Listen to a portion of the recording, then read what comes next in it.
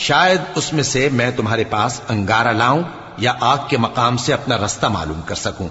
پھر جب وہ وہاں پہنچے تو آواز آئی کہ اے موسیٰ، میں تو تمہارا پروردگار ہوں، تو اپنے جوتے اتار دو، تم یہاں پاک میدان یعنی طوا میں ہو، اور میں نے تم کو منتخب کر لیا ہے، تو جو حکم دیا جائے اسے سنو۔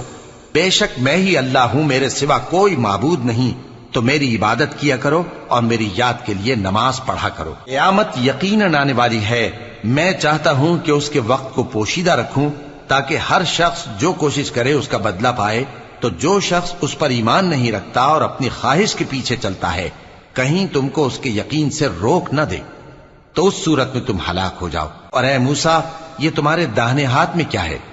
انہوں نے کہا یہ میری لاٹھی ہے، اس پر میں ٹیک لگاتا ہوں اور اس سے اپنی بکریوں کے لیے پتے جھاڑتا ہوں، اور اس میں میرے اور بھی کئی فائدے ہیں۔ فرمایا کہ موسیٰ